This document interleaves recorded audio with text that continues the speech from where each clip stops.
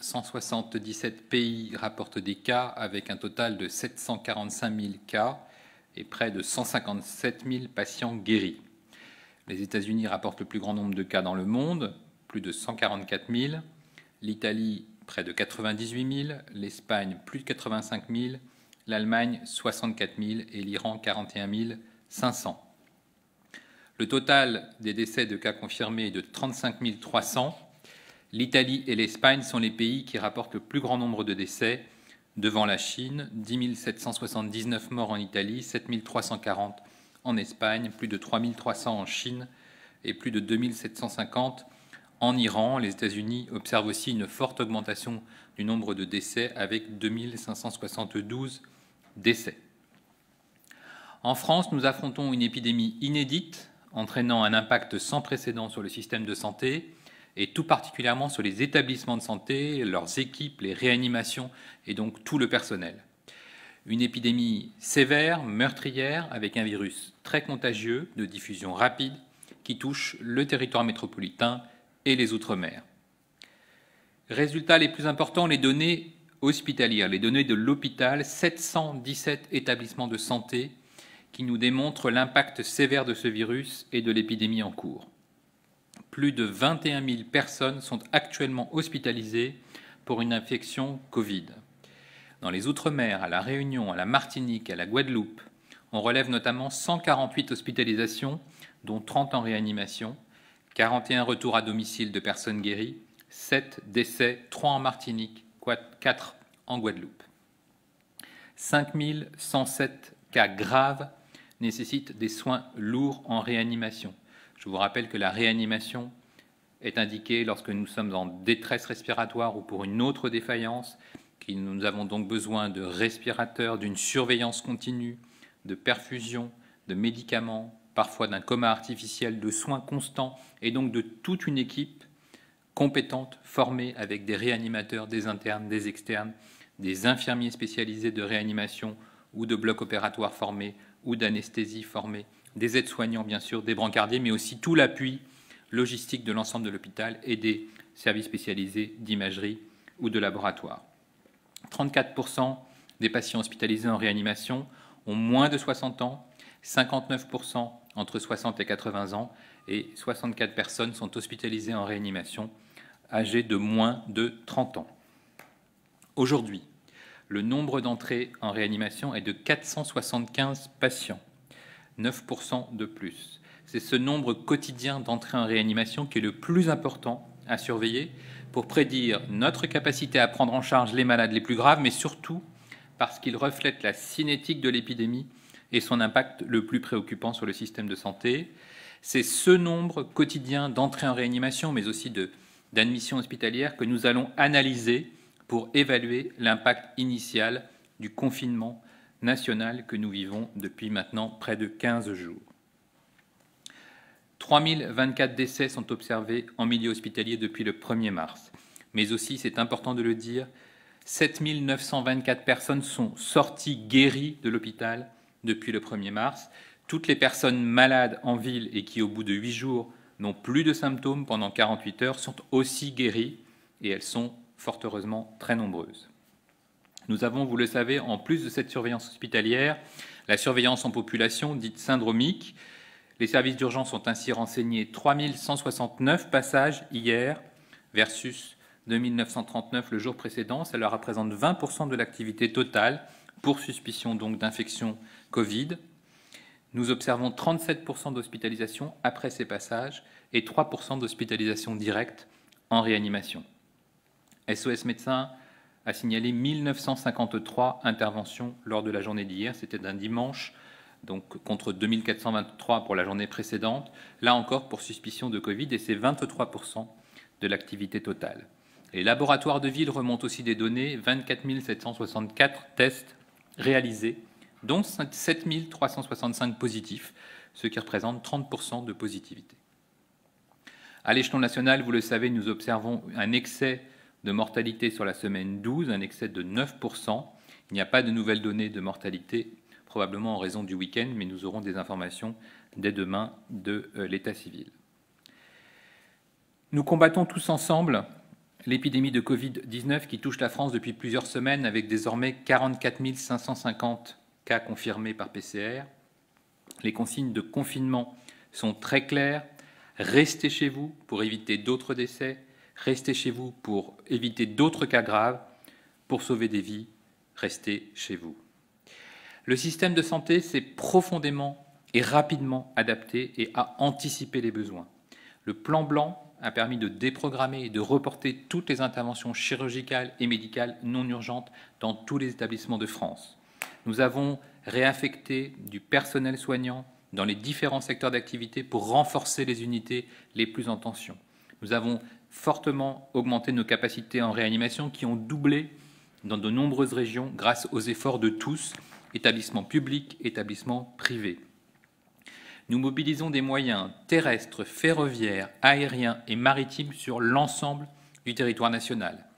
Dans le cadre de la gestion de la crise sanitaire, l'État a mobilisé l'ensemble de ses moyens, notamment pour permettre le transfert d'un certain nombre de patients graves, pour décharger les zones les plus touchées, mais aussi les établissements les plus sous tension, qui connaissent un afflux de patients très important.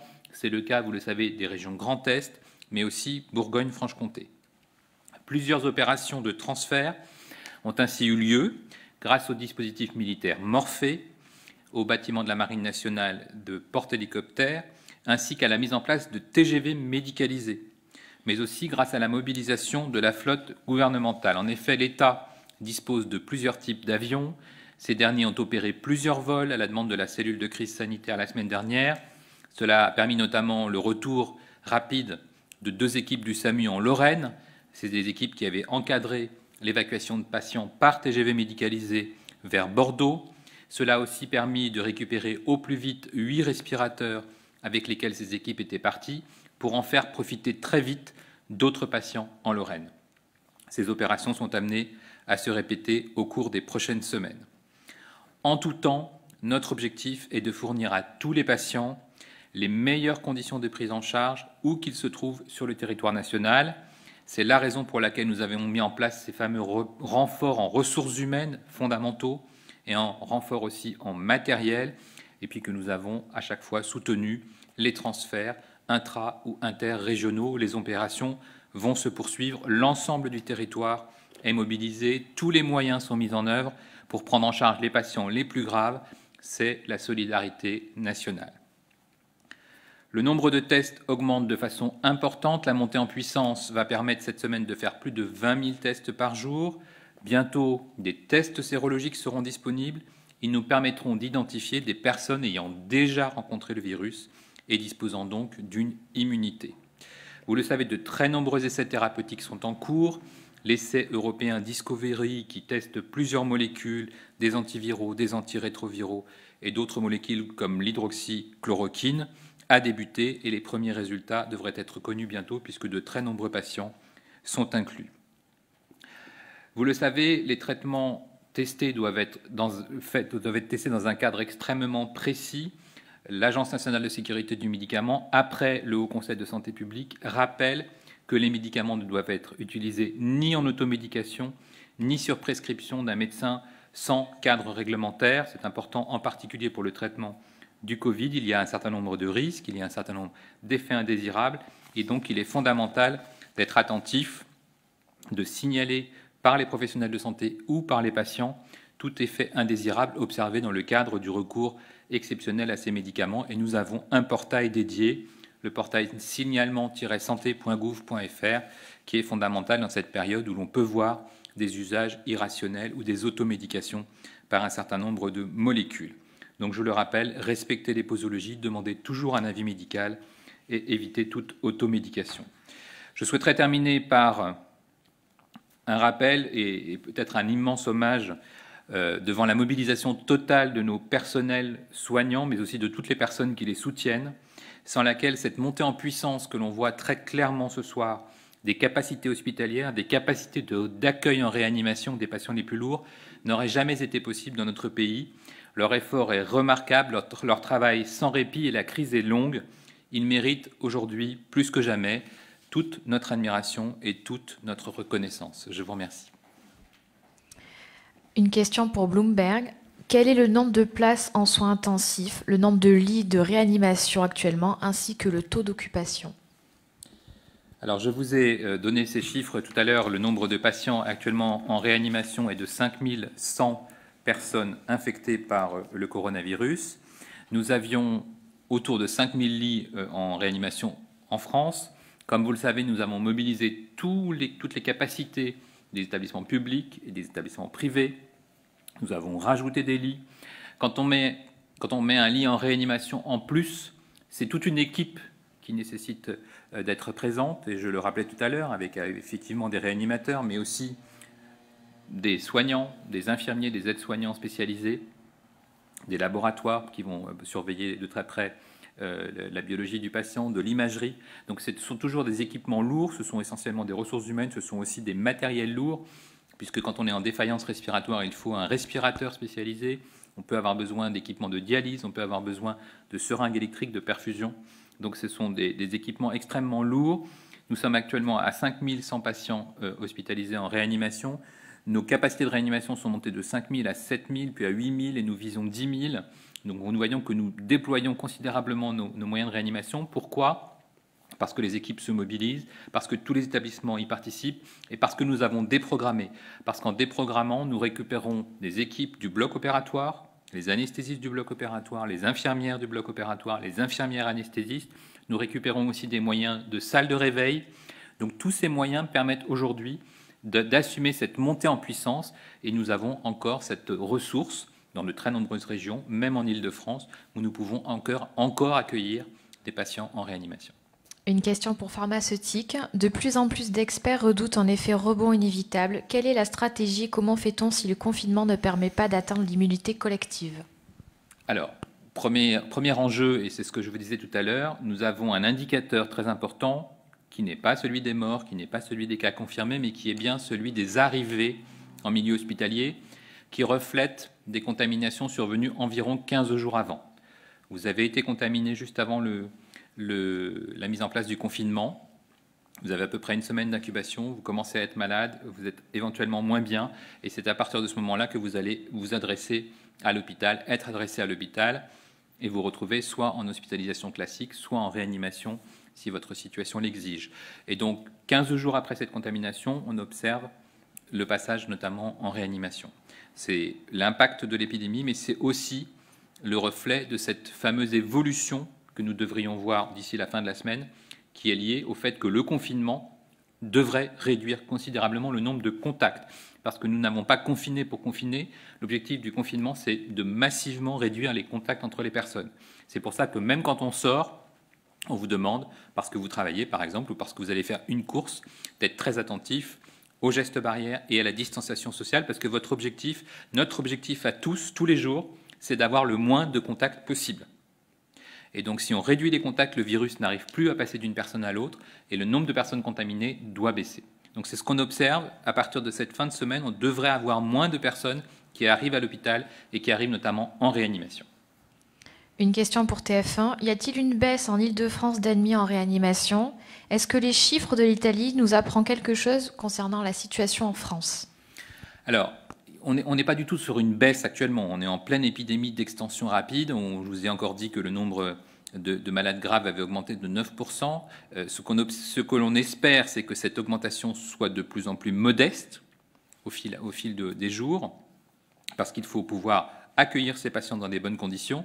Il faut des lits de réanimation, et vous savez que les séjours en réanimation pour des infections graves des malades Covid, c'est souvent des séjours de 2 semaines, voire 3 semaines. Donc il y a un enjeu de capacité de prise en charge et de prise en charge optimale des patients. Nous ne sommes pas du tout aujourd'hui sur une sortie de confinement, nous sommes déjà à quelques jours d'une capacité d'évaluer l'impact du confinement. Les Italiens nous rapportent et publient des données sur un relatif ralentissement de l'épidémie. Les Français doivent bien comprendre aussi que le chiffre de décès, qui est toujours très impressionnant, reflète finalement des contaminations et une histoire assez longue, des contaminations qui sont survenues il y a plusieurs semaines. Et donc, c'est pourquoi nous allons nous focaliser sur cette cinétique de l'épidémie et sur ces personnes qui vont être hospitalisées et qui auront besoin de réanimation. Question pour France 2, envoyé spécial. Quand a été passée la première commande publique de masques FFP2 depuis le début de l'épidémie en janvier et en quelle quantité? Pourquoi avoir refusé l'aide des labos de ville, privés, de recherche et vétérinaires pour effectuer davantage de tests? Alors, premièrement, sur les masques, nous allons donner tout l'historique des masques. Donc, je ne veux pas vous donner les dates de commande, sur d'autant que le stock stratégique est piloté par Santé publique France.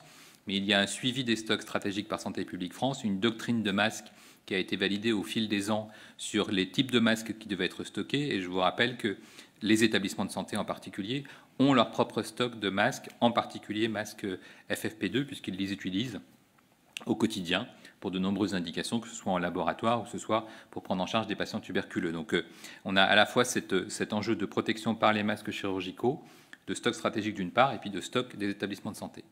Pour les tests, c'est important, il faut rappeler que le test n'existait pas.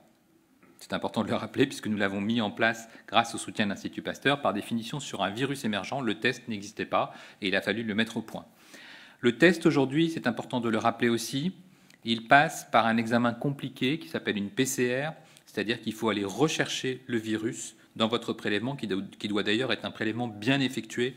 Ce n'est pas un prélèvement très agréable. Normalement, l'écouvillon doit vraiment être enfoncé très loin dans le cavum, et donc c'est un examen assez désagréable pour la personne qui le subit. On va vraiment frotter votre muqueuse et aller rechercher le virus dans cette muqueuse par un examen qui se fait dans un laboratoire de virologie.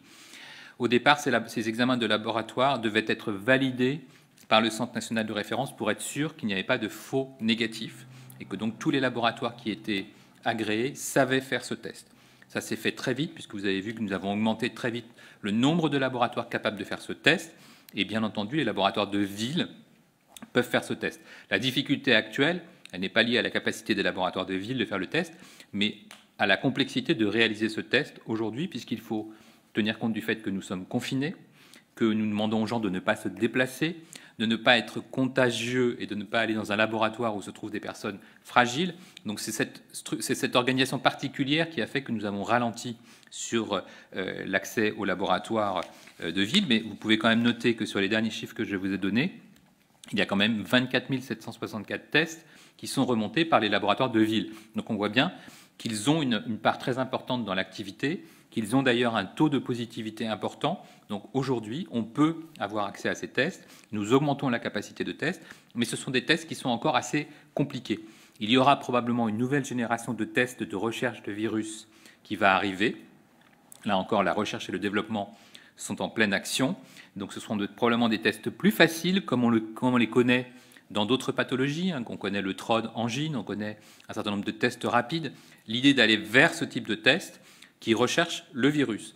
Et puis il y aura encore d'autres types de tests qu'on appelle des sérologies, qui sont en cours de mise au point dans le monde entier et qui ont un autre objectif, non pas de chercher le virus, mais de rechercher des anticorps et donc de vous dire que vous avez été en contact avec le virus dans le passé, dans les semaines précédentes, et que vous êtes immunisé. Une question pour Actu Soins. Des tests sérologiques pour évaluer l'immunisation face au Covid-19 existent à l'international. Pourquoi ne les utilise-t-on pas en France, notamment auprès des soignants très exposés? Alors, il commence à apparaître, et la France va évidemment se doter très rapidement de ses capacités de test. Il faut quand même savoir une chose. Premièrement, la recherche de tests sérologiques se fait par un prélèvement sanguin. On n'est pas sur un prélèvement d'une muqueuse respiratoire par un coton-tige, on est sur un prélèvement sanguin. C'est un autre type de test. Il faut avoir accès à un prélèvement sanguin ou au moins à une certaine quantité de sang. Ensuite, ça n'a d'intérêt que pour des personnes pour lesquelles on recherche une séropositivité, c'est-à-dire une présence d'anticorps. Et donc ce n'est pas pour détecter un patient ou un soignant positif, mais bien pour détecter une protection chez quelqu'un qui a été malade et qui a donc confirmation que, ayant été malade, il est désormais immunisé. Donc vous voyez que la stratégie est un peu différente. Ce n'est pas forcément utile en pleine épidémie quand les gens sont malades, c'est potentiellement utile après pour savoir qui a fait l'infection et qui ne l'a pas fait. Pour Europe 1, a-t-on une idée du nombre de patients admis en réanimation ou hospitalisés suite à de l'automédication, notamment avec du Plaquenil? Alors, c'est l'enquête que nous menons d'ailleurs pour tous les médicaments. Donc, dès qu'une personne est hospitalisée, et en particulier en réanimation pour un effet secondaire de médicaments, nous demandons à ce que les médecins hospitaliers, mais c'est valable aussi pour les médecins de ville, signalent immédiatement un effet secondaire grave de tout médicament. Ça peut être un médicament pris de façon chronique, ça peut être une erreur de posologie, ça peut être une automédication, ou ça peut être un nouveau traitement. Et donc nous encourageons à la fois les médecins et les patients à signaler tout effet secondaire grave d'un médicament. Nous en avons besoin pour les faire remonter au centre de pharmacovigilance, pour les faire remonter à l'Agence nationale de sécurité du médicament. Et c'est avec ces éléments-là que nous pouvons définir la balance bénéfice-risque d'un médicament, ce qu'il peut apporter, mais aussi quels sont les risques liés à son utilisation. De l'APM, est-ce que l'on confirme des cas de décès de patients hospitalisés pour Covid-19 liés à des accidents cardiaques dus à la prise de Plaquenil? Et si oui, combien? Combien de patients prennent du Plaquenil hors essai clinique? Alors, combien de patients prennent du Plaquenil hors essai clinique? Il y a déjà, je le rappelle, tous les patients qui ont besoin de ce traitement pour des pathologies chroniques et pour lesquelles nous devons garantir l'accès au traitement. Le nombre de patients qui s'automédiquent, c'est beaucoup plus difficile, puisque normalement, on ne devrait pas avoir accès à l'automédication pour ce type de médicament qui peut être toxique seul ou associé à d'autres médicaments qui accroissent sa toxicité. Et donc, le nombre d'effets secondaires graves cardiaques est encore plus compliqué à estimer, puisque vous le savez que quand on est en réanimation, on peut avoir une défaillance cardiaque. Les causes sont multiples. Et donc, c'est au réanimateur lui-même à qui nous demandons d'estimer si oui ou non il peut y avoir une imputabilité attribuée à un médicament, en particulier à celui-ci, mais à tout autre médicament, puisqu'il a à ce moment-là le devoir de signaler et de faire ce qu'on appelle un rapport de pharmacovigilance pour signaler un effet secondaire potentiel d'un médicament. Une question pour Hospimédia. L'âge médian des patients est passé de 60 à 58 ans en réanimation. Cette diminution est-elle la conséquence d'un prix des admissions en fonction de l'âge? Alors, franchement, je ne crois pas qu'on fasse de tri à l'admission et toutes les équipes de réanimation y sont vraiment très attentives. Par contre, ce qu'on observe, c'est qu'il y a des circuits un peu différents, il y a des organisations différentes, il y a de nombreux établissements d'accueil des personnes âgées qui se sont organisés pour prendre en charge les personnes âgées sur place ou pour prendre en charge les personnes âgées avec l'hôpital de proximité ou avec des unités spécialisées de soins de suite, par exemple, spécialisées en rééducation respiratoire. Ça s'est organisé. Il y a des structures d'hospitalisation en médecine Covid qui se sont structurées. Et donc les personnes qui pouvaient aller en réanimation avant, pas forcément parce qu'elles étaient graves, mais parce qu'on voulait les surveiller, par exemple en soins intensifs ou en soins continus, peuvent être orientées vers d'autres structures. Ce n'est pas du tri classique de patients uniquement sur un facteur d'âge, puisque ce n'est pas comme ça qu'un réanimateur prend en compte un malade, c'est sur son état clinique, sur son pronostic et sur son besoin ou non de réanimation. Et c'est une décision qu'il prend de façon collégiale et qu'il prend tous les jours de l'année. Par contre, ce qu'on observe, et ça c'est aussi important parce que c'est observé à l'international, c'est que lorsque l'épidémie s'étend, et c'est le cas actuellement, on a souvent d'abord, dans les premiers jours, les malades les plus fragiles, les plus âgés, qui sont ceux qui résistent le moins au virus, et donc qui se présentent à l'hôpital. Et puis un peu plus tard, et ça a été décrit aussi par nos collègues européens, l'arrivée de jeunes qui ont voulu rester à la maison longtemps et qui se rendent compte qu'ils n'arrivent plus à tenir parce qu'ils font des complications, notamment respiratoires, et qu'ils sont essoufflés.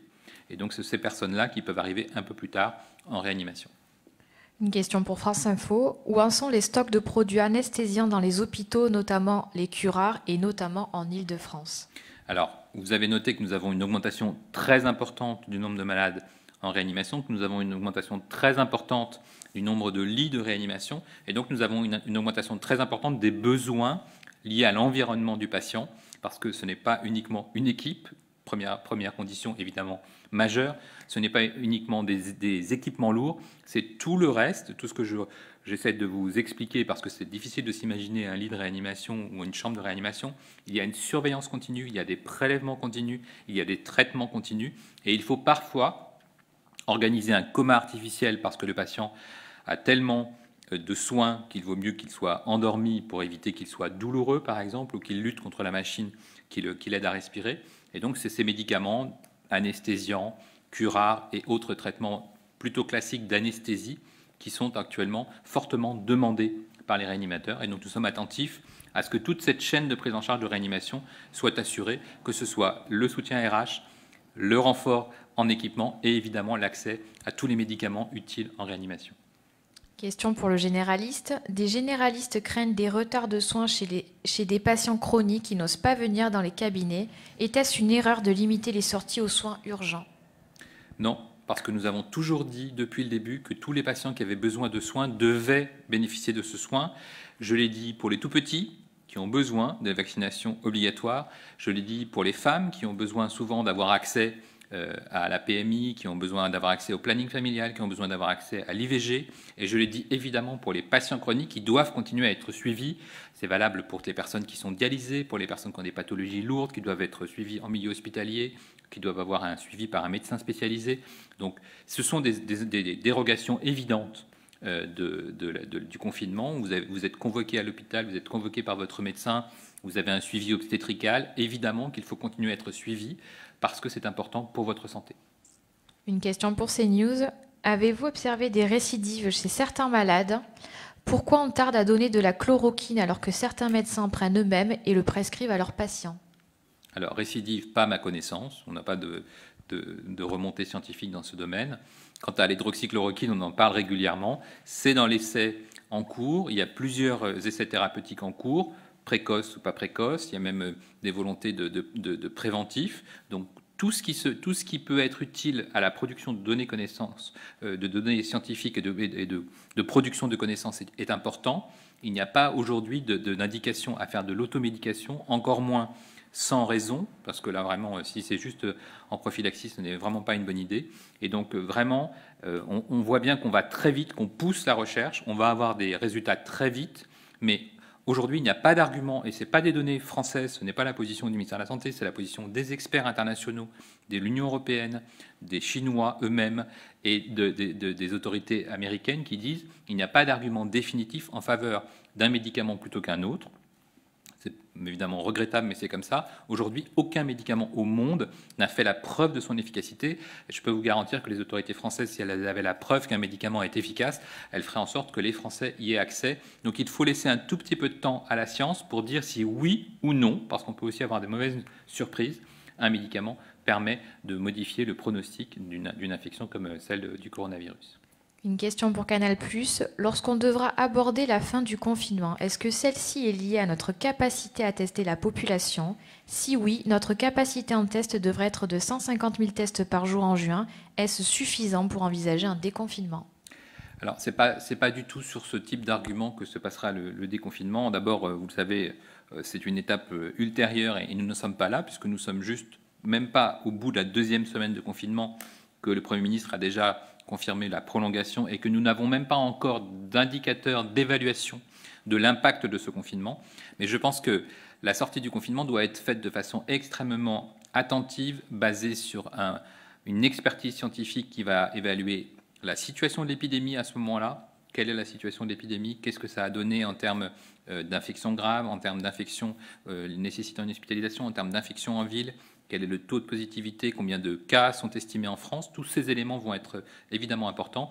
Quels sont les moyens que l'on se donne en termes de protection de la population? Quel est le niveau d'immunité? Donc on voit bien qu'aujourd'hui, on n'est pas capable de répondre à toutes ces questions parce que, là encore, nos connaissances évoluent de jour en jour. L'accès à la recherche et à l'innovation évolue de jour en jour. Ce que nous avons aujourd'hui comme information, nous ne l'avions pas il y a 15 jours et encore moins il y a un mois. Donc je pense qu'il faut faire confiance à la mobilisation totale de nos scientifiques en France, en Europe et dans le monde pour avoir encore plus d'armes pour lutter contre ce virus lorsque nous se posera la question de la levée du confinement.